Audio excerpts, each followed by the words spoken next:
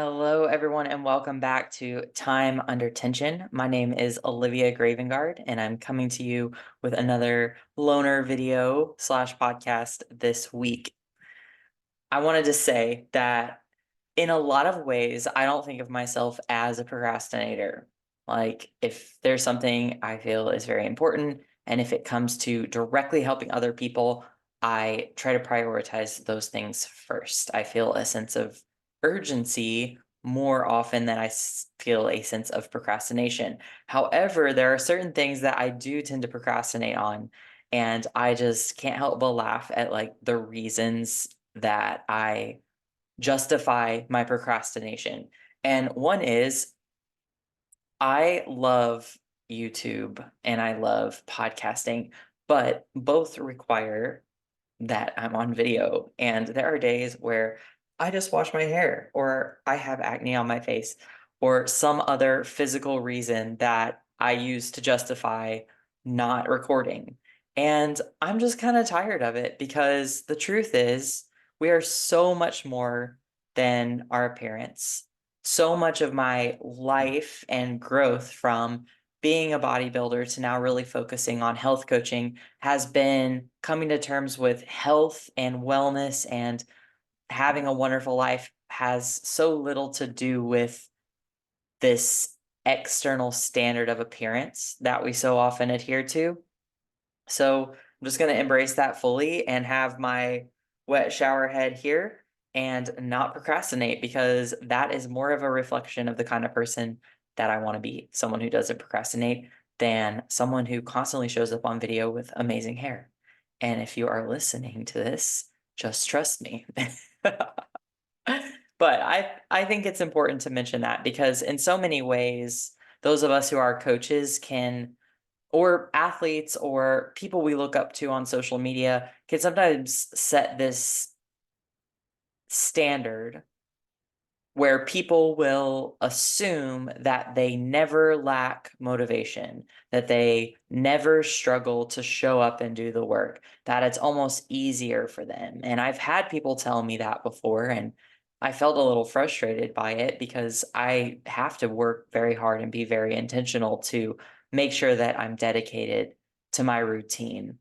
But it took a lot of practice, and it takes overcoming the resistance of those excuses that we all have, and just knowing what's more important than justifying the excuses, and knowing what's going to weigh more into my sense of self and my fulfillment about who I am as a person, and then making a decision out of that as opposed to out of what's going to make me most comfortable in this present moment.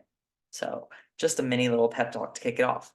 But this week's topic is not about procrastination. This week's topic is about burnout. So, burnout is something I first experienced in nursing, and we actually had a class in nursing school where we discussed burnout, and I just completely zoned out because immediately when I heard the topic, I judged it and I thought, that's for the weak. I'm not going to experience burnout. I can work hard and grind, and I just have this different capacity than other people. And that was not the case. But it took me 3 years to figure that out. I, during COVID, found a nursing job after a couple of months of struggling to find a job. And looking back, what I realized was that I feel like God was telling me, hey, you need to take a break from nursing right now. And I didn't want to listen to that. And I took whatever job came my way finally after weeks of being unemployed. And I really did not find fulfillment at this job. My job before this one had been extremely fulfilling, but I had moved states, but that job had set the bar very high. So when I was looking for a new job, I had just assumed that I would find one that would be as fulfilling. And I was wrong. And because I settled for the first job that I found myself extremely dissatisfied. There were a lot of boxes it did not check. And I was already at the point of burnout, and COVID just pushed it right over the edge. And I ignored this for a while. Nursing can be a grind, and there have been times throughout my nursing career where I felt very burned out and frustrated, but I would have a bad week and then the next week would be a lot better and it would calm down for a bit and I would hit my stride again. So it was never a long-term issue. But at this job, I just found myself more and more frustrated. I was getting more and more resentful. I found myself gossiping. I found myself just acting out of my shadow. Like the worst parts of myself were coming up. And I didn't really like who I was at work. I was losing my temper. And even though that I didn't always show that externally, the internal buildup of dissatisfaction was eating me alive. And there was one day where a patient came back after having a cardiac catheterization. And if you're not familiar with this, oftentimes they will go through the femoral artery, which is in the groin, and go up to the heart from there.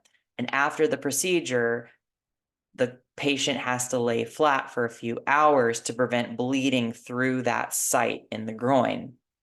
And it's extremely important because they're usually on blood thinners that are going to contribute to bleeding. So I had this patient and very simple, like, hey, lay down flat for a few hours. As long as you're cleared, you get to go home tonight.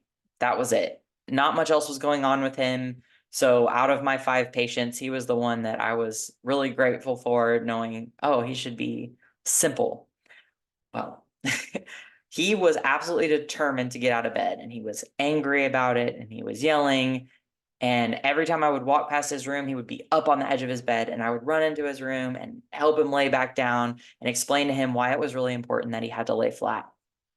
And every time he was frustrated and yelling and arguing with me, and we had the same conversation over and over, just until I could get him to finally lay down, focus on the TV for a minute, and have a minute to go address one of my other patients. So I would hurry out of the room, flustered, and go give another patient their meds, walk past, and there he was again on the edge of the bed, and it would start all over again. And this happened about 5 times before finally I was in the hallway and he sat up again, and I go, "Sir, you need to lay down." And I was so angry, and I went into the kitchen, the door shut behind me, and our poor receptionist, who was like the kindest, most genuine person, just happened to be the person in the room. And I went off about this patient and I was cussing and I was frustrated and I was just yelling at her, and not at her, but to her. And she was just staring at me wide eyed.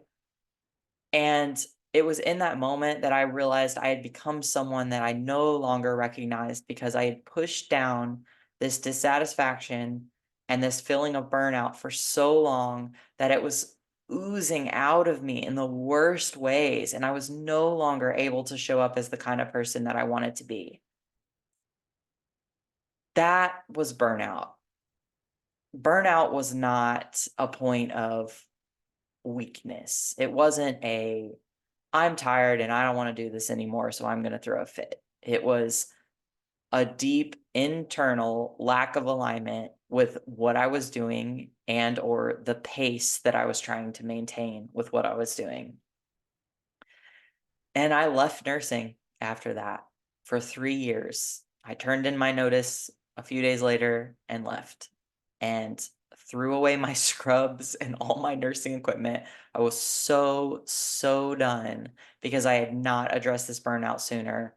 Instead of being able to take a break or walk away or look for a different job, I no longer had the capacity to invest in this anymore.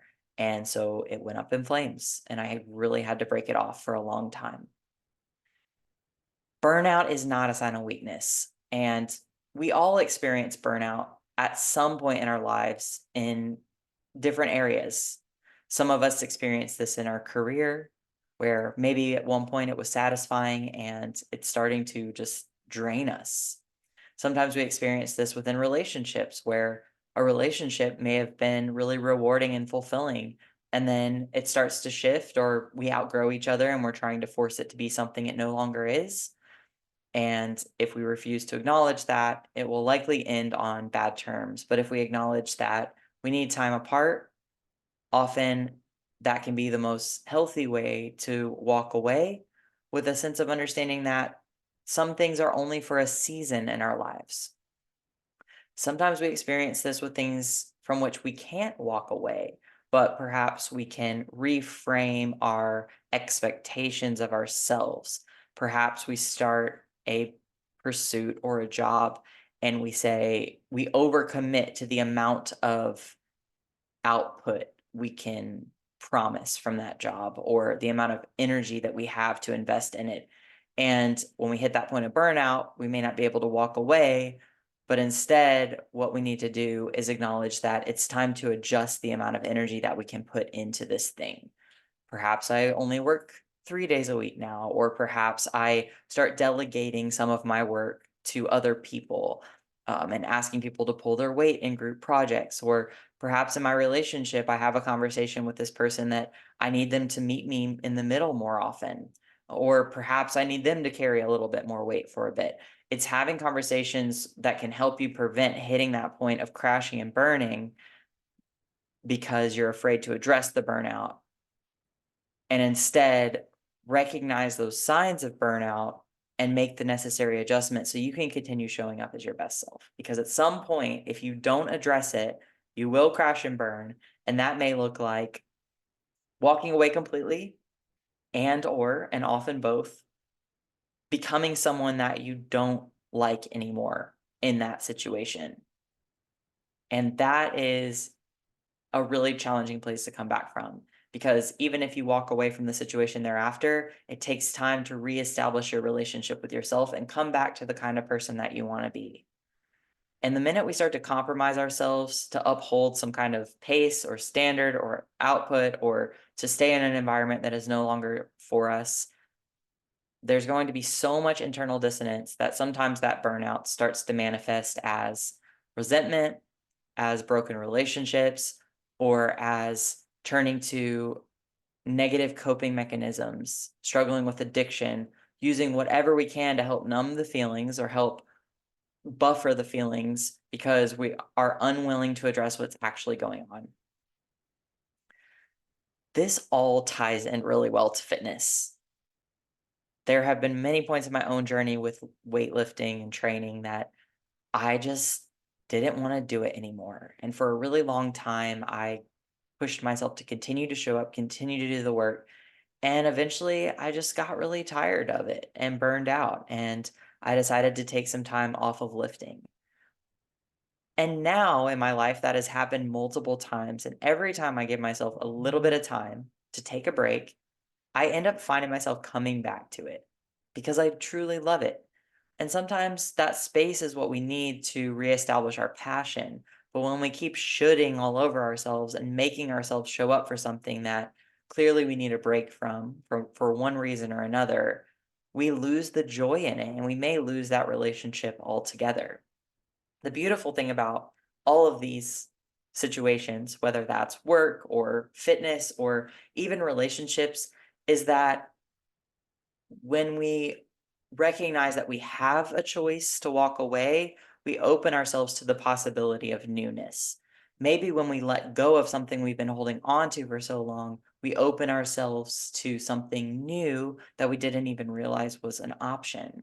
Maybe instead of weightlifting 5 days a week, we start going to a class and it's really fulfilling and we learn a new skill and we're having fun through movement and then we meet people through that and it ends up being an extremely fulfilling experience. Or maybe when we let go of a relationship that's no longer for us, the time and energy and effort that we've been pouring into that we now have available to invest in self-care or perhaps invest in a new relationship or perhaps invest in friendships instead of a romantic relationship.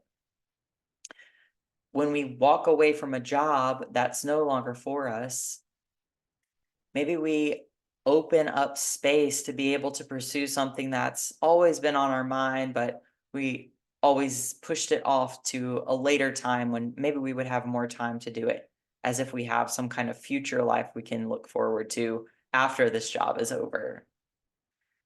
Or if we stay in the job and just set a new expectation with our pace and say, okay, I'm going to stay, but I can't work this much and we start delegating to other people, we present them with an opportunity to step up and grow and perhaps take on new positions and roles and build confidence in their skills.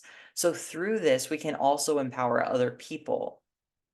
So often we get focused on what we might lose, and we lose sight of the fact that there may be something to gain. If so much of us is tied up in something that we're trying to force, we don't even understand how much energy we're leaking into that could be used towards something that is actually for us, and we may even find more fulfilling at this point. Burnout is not weakness. Burnout is important. Burnout is your body, your mind, the universe, God nudging you towards a change that's going to lead you to something that is more fulfilling and more in alignment with building the kind of life that you want to have. Maybe where you are or the pursuit that you've been invested in or the relationship that you've been holding on to were important and necessary to bring you to the point that you're at now. But in order for you to grow and take the next step, you have to acknowledge the sense of burnout and recognize that it's time for something new. I have talked to so many people lately and coached a lot of clients lately who have been experiencing burnout. And so many of them struggle with guilt, feeling burned out and not understanding why they can't just get it together. And I think when we start to look at this differently and stop accepting self blame and instead look at an opportunity to do something differently, to expand ourselves in a new way, to listen to the signals and trust them, I think that we step out of this box of what we think our lives have to be and start to open ourselves to something that could be and move towards those big dreams that we have that we may have been putting off for so long. So that's my experience with burnout. I would love to know if you have experienced burnout, what that has been like. And if you have, what changes have you made? Or if you're experiencing burnout in your life right now, what is something that you feel like you need to do to address it?